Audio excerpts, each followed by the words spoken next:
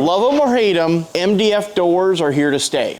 Today we're tackling water-damaged cabinet doors and showing you how to recreate them step by step.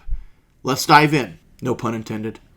And as you can see, moisture from that sink, whether it's spilled over or whatever happened, has destroyed this door. What I need to do is, like I've done with every other project, is I'll reverse engineer it, basically get my measurements, figure out the depth of each of these cuts, and then we'll go over to the computer and use Vectrix Aspire program and draw that door up on there, get all the tool paths set, and then once that's done, we can send it to the CNC controller, throw a piece of HDF on the CNC, and cut this bad boy out.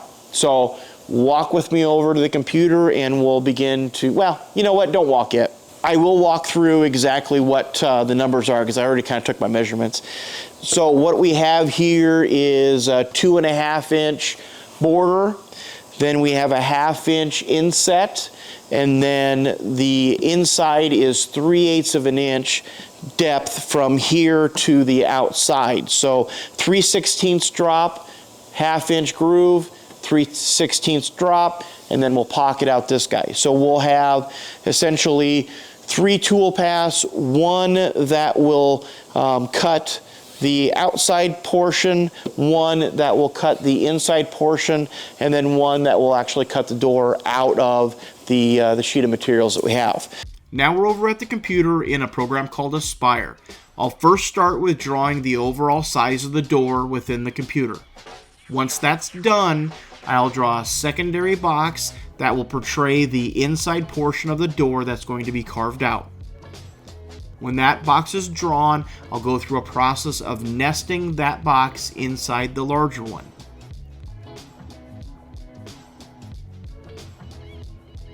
Once that box is nested inside the larger one, I'm going to draw a third box, which is going to be 1 inch smaller than the last box we drew, and that's going to portray that little ledge that we have between the outside of the door and the inner pocket.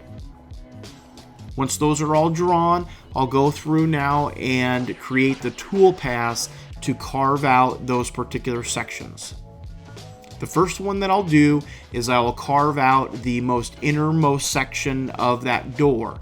We'll cut that at 3/8 of an inch deep, and we're going to use the 1/2 inch downcut bit to do the majority of the pocketing, and then we'll clean it up with a 1/4 inch bit. The next tool path that we'll create is that 1/2 inch ledge all the way around the inside of that door.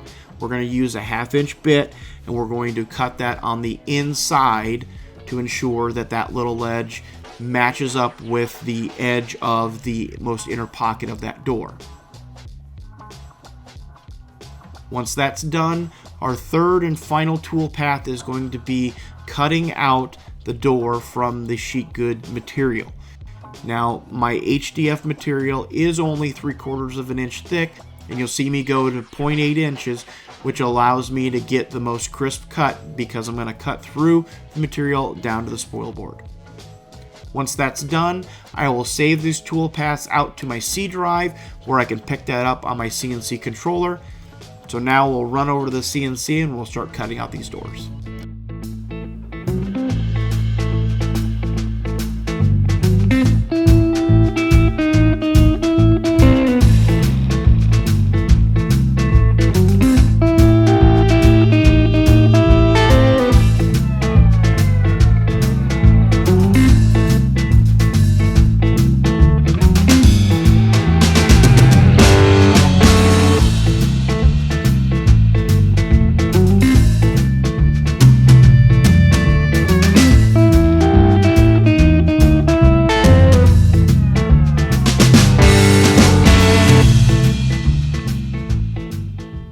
Well, there you have it.